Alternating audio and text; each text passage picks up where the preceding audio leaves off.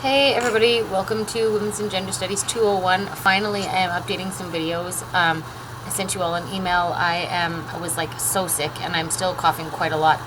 So I finally just decided I would leave week 1 and 2 as they were. I'm now fixing week or like unit 3 in close to the end of the week, and I apologize. I have been unbelievably sick, and my son has also had it, and so it's been a little bit of tough slogging at our house, mostly because I can't stop coughing, and so lecturing has been a little bit difficult for me. So in any case, here I am, and I'm sorry that it took so long for me to be here. I'll be updating the lectures every week now, the videos, so if you've skipped ahead, just know that I'm going to be replacing them sort of as we go here. So I hope that this finds you all well. If you have questions about anything that's happening, you can just go ahead and send me an email or give me a call.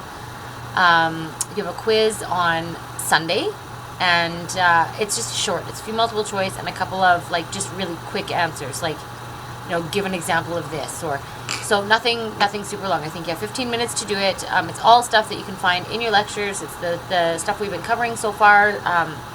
So I'm anticipating that everyone will do just fine. It's not difficult.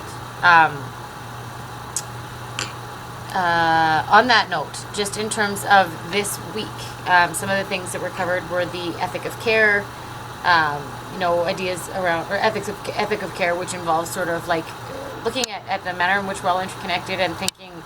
It's the idea that we should be always thinking about those who are most vulnerable, right, to the kinds of choices that we make. So those that have less power, whether we're talking human or non-human. And I would say that an ethic of care is certainly applicable far beyond our discussions around ecofeminism.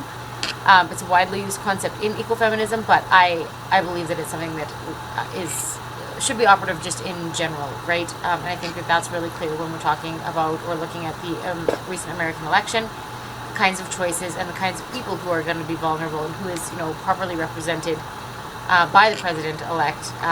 There's a lot of people who aren't super powerful that are going to be adversely affected, and in the most immediate kind of way directly in the United States. I think we all can see that we're all sort of at risk depending on the kinds of policies that are implemented.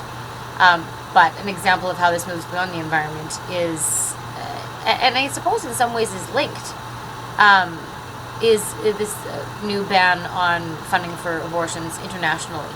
Any agencies that provide information or abortion services can now no longer receive foreign aid from the United States, not dissimilar to what Harper did in 2008 here in Canada.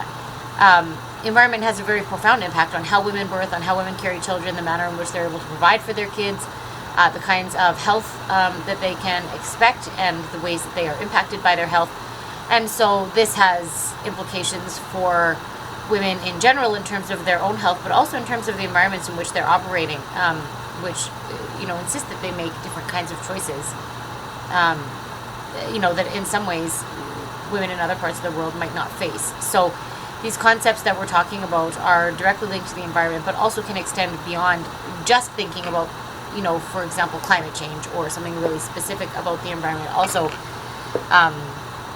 plays out on the larger sort of scale because of the interrelationship, the ways that we're interconnected with all other life on the planet. You're going to be learning about value in instrumental and non-instrumental value, examples of environmental racism, what exactly we mean by environmental racism, idea about other, and that's things, other is a concept that you may have covered if you took Women's and Gender Studies 100.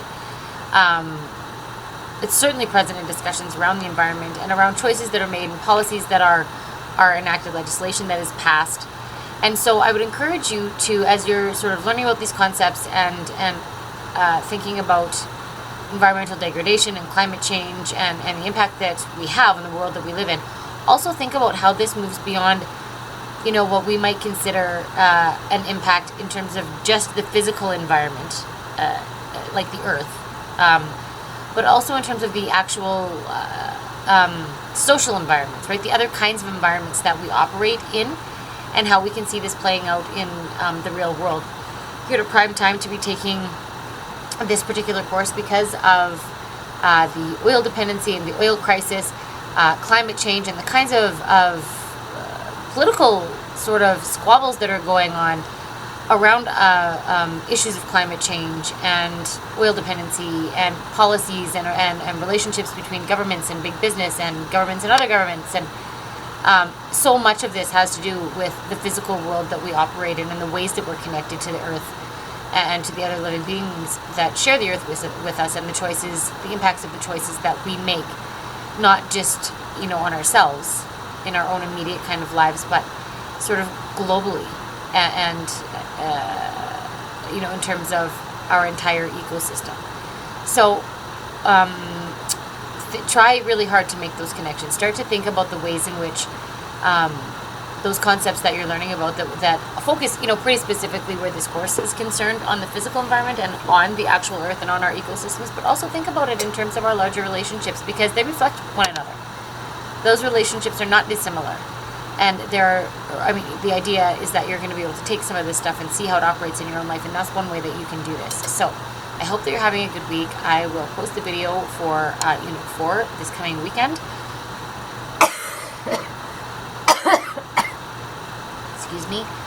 And if you have questions, then please don't hesitate to give me a shout or an email. I hope you're enjoying the course so far. I'm sorry that I've been a little bit absent in terms of my video posting.